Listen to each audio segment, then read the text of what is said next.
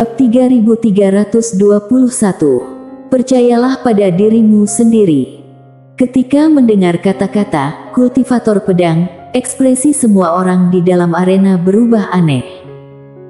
Warna wajah Mileye menjadi sangat gelap, tetapi setelah berpikir sejenak, ia menyadari bahwa kakaknya sudah cukup menghormatinya. Namun, wajah Raja Dosa tidak terlihat baik. Kapan dia pernah dihina seperti ini sebelumnya? Tentu saja, dia tidak memberontak. Kultivator pedang mendadak memberi senyuman, tempat ini membosankan, aku akan pergi. Mendengar itu, Mileye segera berbicara, Kak, kemana tujuanmu? Kultivator pedang tertawa, tidak jauh dari sini. Mileye mengerutkan kening, tidak jauh. Kultivator pedang memberi anggukan saat dia mendekati Mileye, memberi senyuman ringan, keyakinanmu pada Tao pedang sangat baik. Namun, kekuatan kepercayaan terbesar di dunia bukanlah keyakinan orang lain, melainkan keyakinan pada diri sendiri. Percayalah pada dirimu sendiri, semangat. Mileye mengerutkan kening, percaya pada diri sendiri. Kultivator pedang memberi anggukan, ya. Mileye terdiam. Kultivator pedang memberi senyuman ringan, bersemangatlah, aku akan pergi.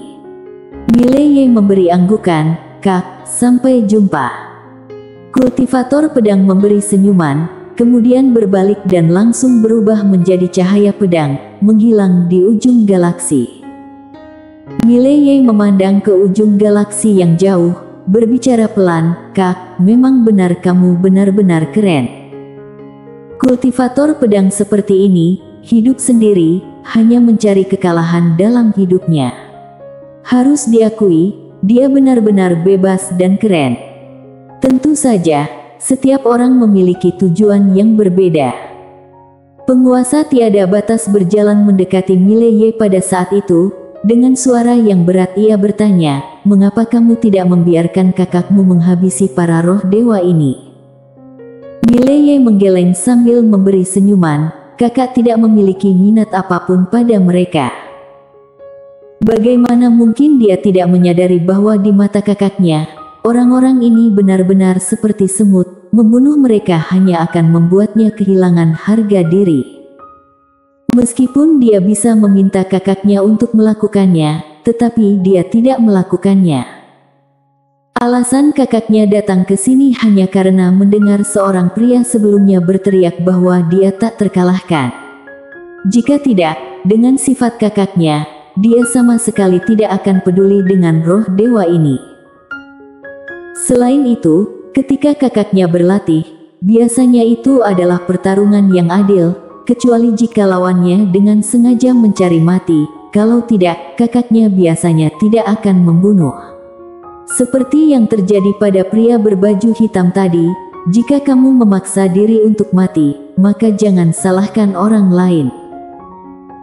Pada saat itu, Raja Dosa mendadak menyaksikan ke bawah pada pohon Dewa Taichu, ia meraih erat tangan kanannya, sementara itu, Mileye muncul di depan pohon dewa tersebut, sambil memberi senyuman ia berbicara, sekarang pohon ini milikku.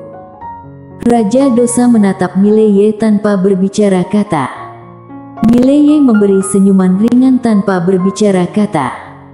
Bagaimana mungkin dia tidak menyadari bahwa Raja Dosa ingin menghancurkan pohon Dewa Taichu?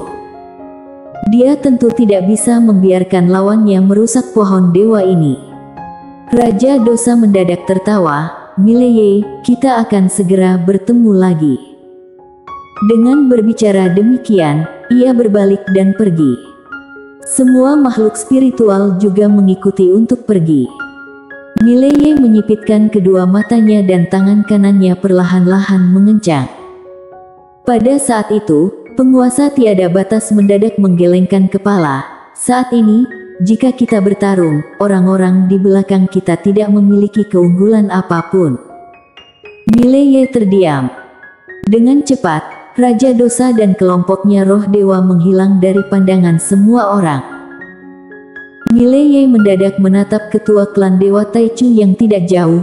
Sekarang, dunia ilusi sejati berada di bawah pengawasanku. Ketua klan Dewa Taichu tetap diam.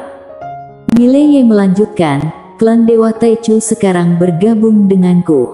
Jika tidak, roh dewa itu tidak akan membiarkan kalian. Ketua klan Dewa Taichu segera memberi anggukan, baiklah.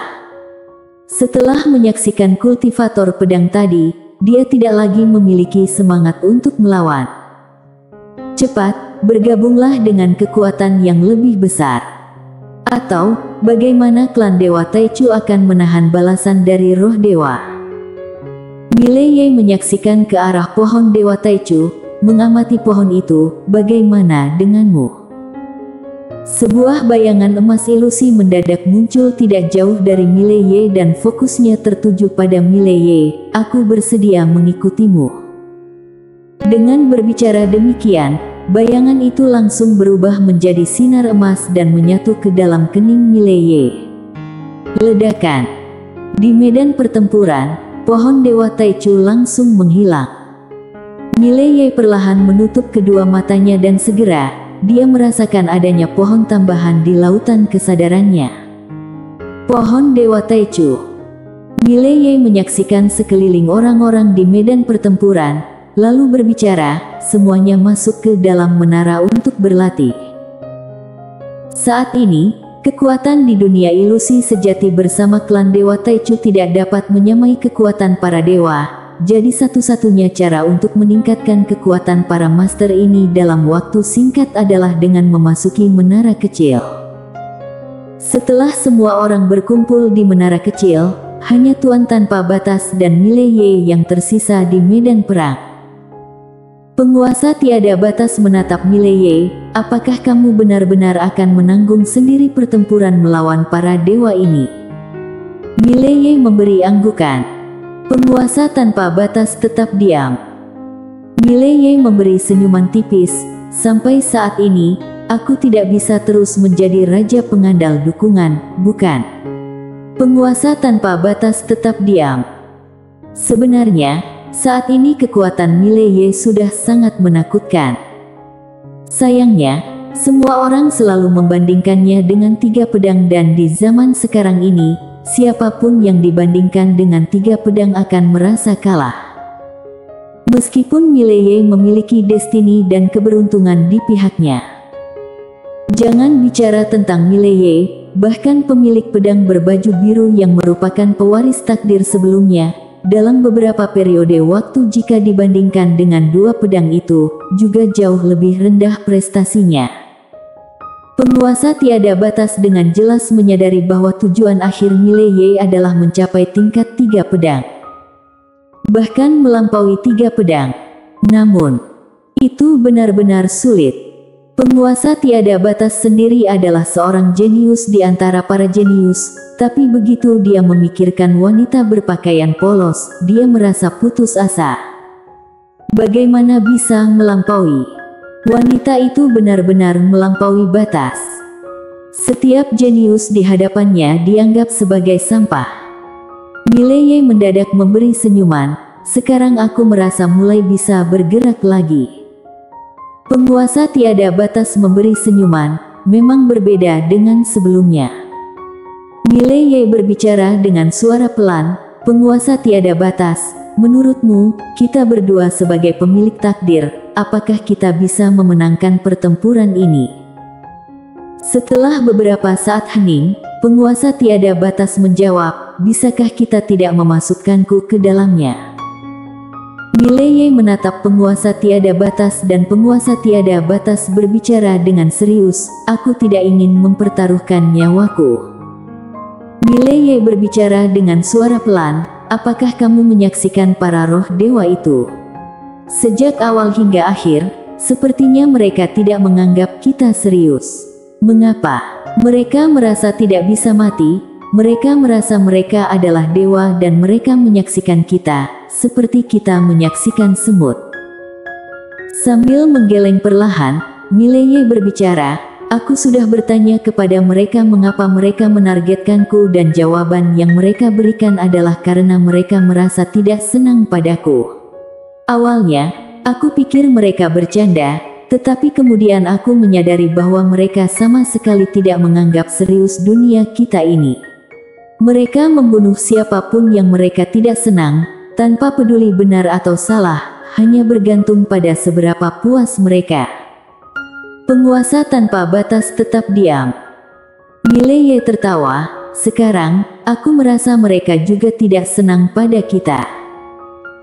Penguasa tiada batas berbicara dengan serius, para dewa ini memang tidak sederhana dan dari yang kulihat sejak tadi, sepertinya mereka bukan asli. Jika itu memang benar, kita tidak akan pernah bisa mengalahkan mereka dalam pertarungan.